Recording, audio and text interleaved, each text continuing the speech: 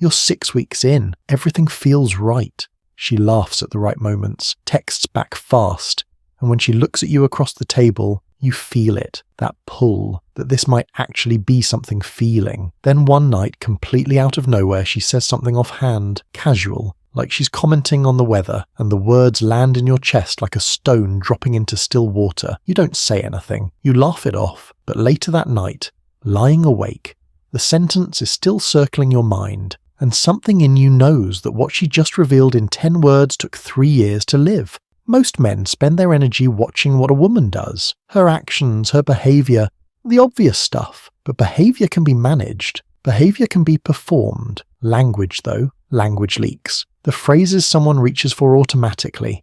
The things they consider normal enough to say out loud without thinking. That's the unguarded stuff. That's where the real story lives. This is brutal relationship, where we skip the comfortable lies and go straight for the truth most people are too nervous to say out loud. We keep it real, and we keep it raw. What follows isn't a hit list. It's a guide to listening more carefully, because the woman across from you is telling you her history every time she opens her mouth. The question is whether you're actually hearing it. Let's go. I've never really been into the whole commitment thing. Picture the moment. You're maybe a month deep with someone new. Call her Camille. Things feel promising. You bring up something casual about exclusivity, not pressuring, just feeling it out. And she tilts her head slightly and says, almost cheerfully, honestly, commitment has just never really been my thing. I've always preferred keeping it open. And she says it like it's a personality trait, like she's telling you she prefers window seats on planes. Here's what most guys completely overlook in that moment. When someone describes a behavioral pattern as an innate preference, they're doing something psychologists call identity level framing. They're not describing a choice they made. They're describing who they are. And there's a massive difference between those two things. A woman who went through a deliberate phase of staying unattached because she was healing, growing, or building herself, she'll describe it with context. She'll say, after my last relationship fell apart, I spent about a year just not wanting anything serious. That's a chapter. That has a beginning, and crucially an end. But commitment has never really been my thing. No timeline, no context, no lesson attached. That's not a chapter.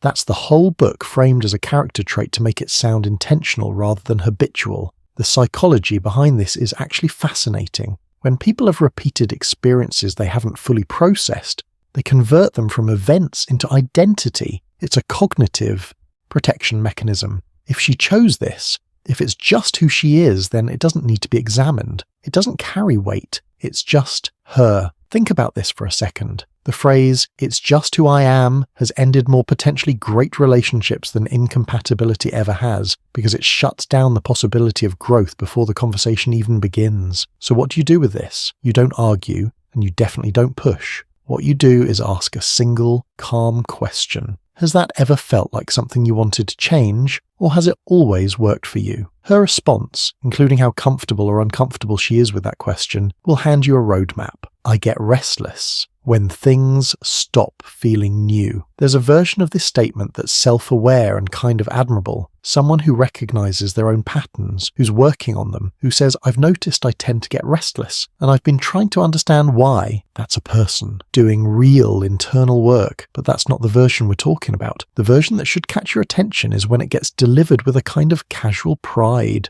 almost like it's cute. I just get restless really fast. Ask anyone who knows me, said with a laugh. Said like it's a fun fact about herself rather than something worth examining. Novelty seeking as a personality dimension is real. It's well documented in behavioral psychology and linked directly to dopamine receptor sensitivity. Some people genuinely need higher levels of stimulation to feel engaged. That's not a character flaw. It's biology meeting environment. The complication arises when that novelty seeking has been primarily satisfied through romantic and physical variety, rather than through, say, travel or creative work or intellectual challenge. Because what happens then is the brain builds a baseline, and that baseline starts requiring a specific type of stimulation. Let me show you exactly how. This plays out in real life. Say you're 4 months into something real with someone. Call her Renata.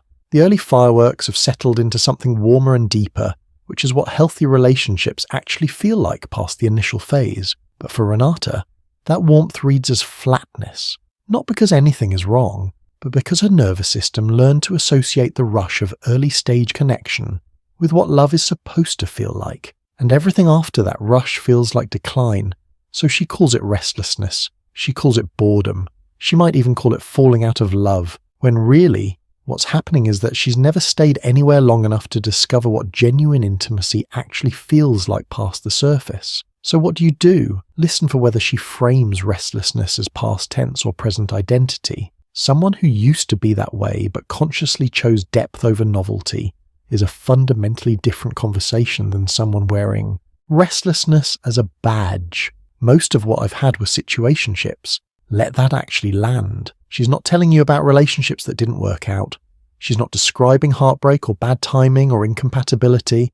She's telling you that the majority of her romantic history exists in undefined, label-free, accountability-free territory. Now the word situationship has become so normalized that people drop it casually without registering what it actually means. A situationship, stripped of its trendy packaging, is a connection that has the emotional and sometimes physical texture of a relationship but none of its structure. No commitment, no defined expectations, no one owes anyone anything. For some people, a situationship is an accidental outcome. They thought they were building towards something, the other person didn't, and they got stuck in the grey zone. That's a one-time thing. That's a lesson. But when the entire catalogue of someone's romantic history is built from these undefined arrangements, when every connection they can name existed in this space, that's a different conversation entirely. Either she consistently gravitates toward men who won't commit, which points toward an avoidant attachment pattern, or the lack of structure was mutually convenient, meaning she also had no strong pull towards something defined. Here's the part that cuts deepest. Situationships require very little emotional exposure. You don't have to be fully seen.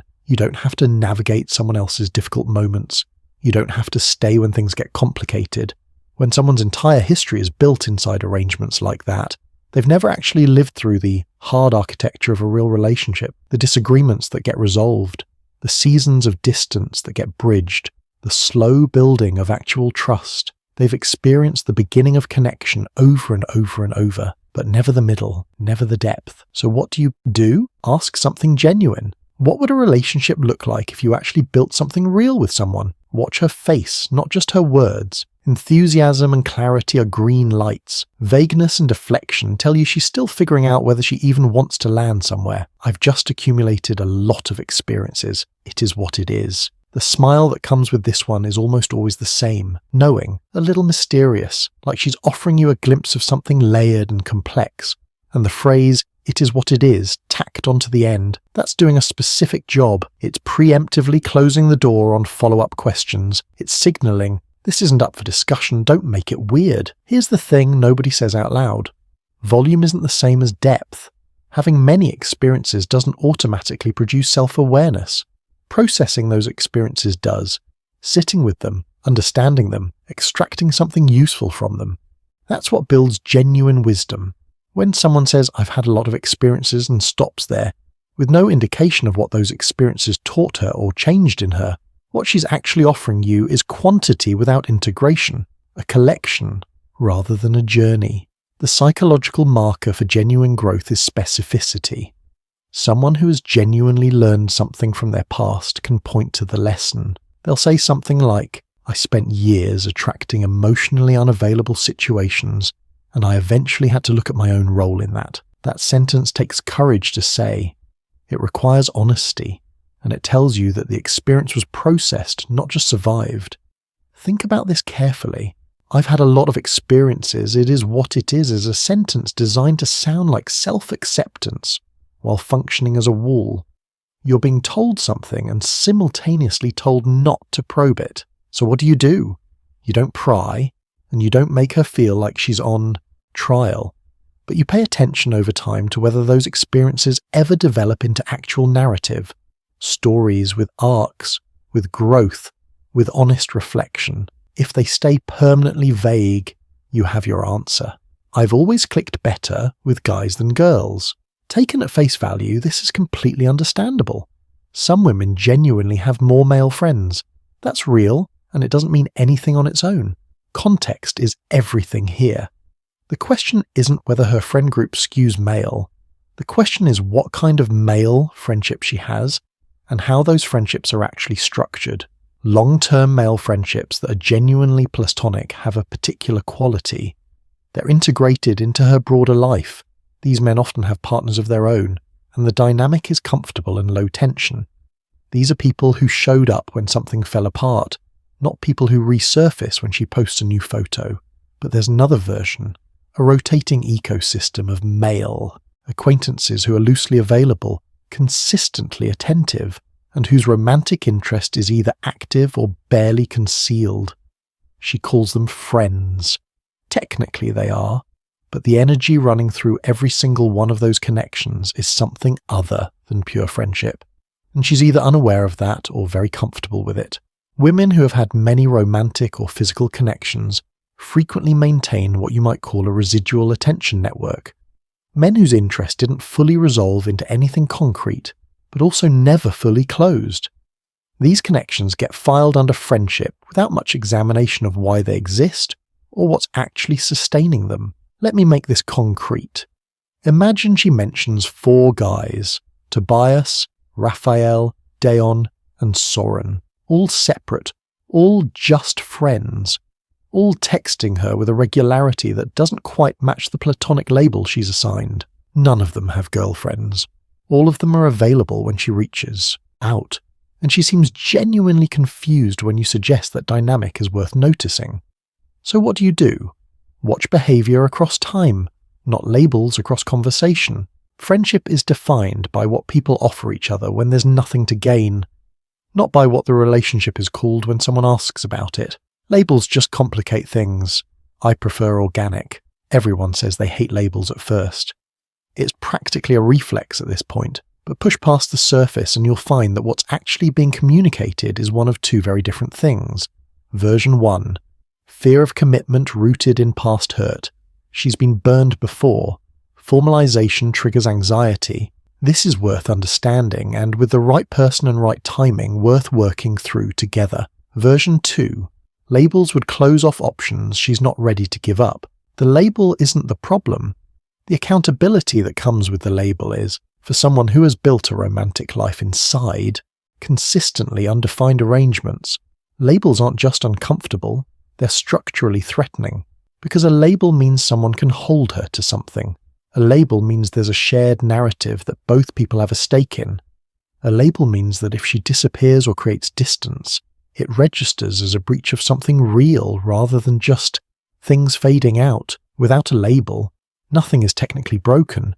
Everything can be explained away. The ambiguity isn't a side effect, it's a feature. Attachment research is genuinely illuminating here. Individuals with avoidant attachment patterns, who often develop them through early experiences of emotional unavailability or unpredictability, consistently resist formalization not because they don't feel things, but because feeling things and acknowledging them formally are 2 very different levels of exposure. Here's where it gets worth paying attention to. When I prefer organic replaces I'm scared of getting hurt. As the explanation, what you're seeing is sophisticated avoidance dressed up in language that sounds evolved and emotionally mature. It's harder to argue with. It sounds like wisdom when it might actually be armor. So what do? Be direct without being aggressive. Ask simply, what would you actually need to feel ready for something defined? Her clarity or lack of it answers the real question. Those years were just the best. I was so free. Back then. There's a wistfulness to this one that feels harmless at first, maybe even charming. Everyone has golden years. Everyone looks back on certain chapters with warmth. But listen to what specifically she's describing with that nostalgia. Is she talking about personal growth during those years? Creative work, close friendships, adventures that expanded who she was? That's healthy.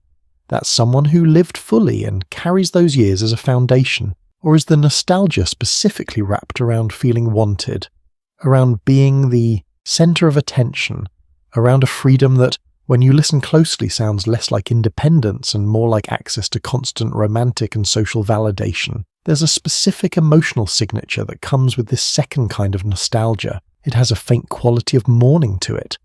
Not for who she was, but for the reception she received back then, for the way attention flowed toward her before time and circumstance changed the equation. The psychological weight of this matters enormously for long-term compatibility. When someone's peak experience of themselves is rooted primarily in external validation, in being desired, in having options, in the particular electricity of early-stage attention from many directions, they can spend years unconsciously measuring everything against that baseline. Think about this carefully. If you're building something real together, and she carries an internal measuring stick calibrated to years when she was fielding constant incoming, attention, your consistency, your depth, your steady presence might always feel slightly dim compared to that memory, not because you're lacking anything, but because you're being compared to a feeling rather than a person. So what do? Pay close attention to how she discusses her current life and her actual future. Someone genuinely growing will have more energy describing what's ahead than what's behind. If the past is the most animated she ever sounds, that's important information. I don't have a type. I just connect with people as they come. This one sounds like open-mindedness. And sometimes it genuinely is. But there's a version of having no type that reveals something worth understanding. And it's the most psychologically layered of everything on this list. Type isn't just about physical preference. At its core, type represents internalized clarity about compatibility. When someone genuinely knows themselves, what they need, what they can offer, what kind of dynamic brings out the best in them, they tend to have a directional sense of what works, even if they can't perfectly articulate it. Not a rigid list, but an orientation. Someone who has been through a few deep relationships will often describe past partners, and through those descriptions reveal that they've extracted wisdom from them. I keep ending up with people who are emotionally closed off. I think I gravitate toward that because it feels familiar. That level of self-knowledge doesn't come from many short connections. It comes from staying in a few long enough to actually see the patterns from inside them. When someone says, "I don't have a type, I just connect with whoever," with no deeper reflection attached, what it sometimes maps is a selection history that was primarily driven by chemistry, availability, and moment-to-moment attraction, rather than by any evaluation of deeper fit. Not because they're shallow, but because the connections moved fast enough that compatibility was never really the primary filter. Here's the part that most people miss. Short-term connections teach you what excites you. They do not teach you what sustains you. Those are radically different pieces of self-knowledge. And someone who's only ever had the first kind, even if they've had a great deal of it, will often discover that they don't actually know what they need from a partner until they're deep inside a committed relationship for the first time and confronting it in real time. So what do? Ask her something specific. Looking back, what's something a past relationship taught you about yourself? The answer reveals whether her experiences left deposits of genuine self-awareness, or whether they passed through without quite sticking. So here's the thread connecting all 8 of these things, and this is what I want you to actually walk away with. None of these statements are dishonest. That's precisely why they're so easy to miss. They're true descriptions of real experiences delivered in language that's been smoothed and refined over time into something that sounds like personality rather than history. The phrases people use automatically, the ones they reach for without thinking, are almost always the ones they've used before, to other people in other conversations over a stretch of time long enough that the phrasing became second nature. You're not listening for confessions. You're not building a case. What you're doing is paying attention to the whole picture, not just the version being offered to you in its best light. The man who hears these signals dismisses them because he's invested in a particular outcome and then acts surprised 18 months later when things collapse. That man was never listening. He was hoping. The man who hears them stays calm, asks the right questions, and makes a clear-eyed decision about whether what's being described is a past that's genuinely been processed, or a pattern that's still actively running. That man isn't cynical. He isn't cold. He's just paying attention. And that, more than almost anything else, is what separates men who keep ending up in the same painful situations from men who finally build something that actually holds.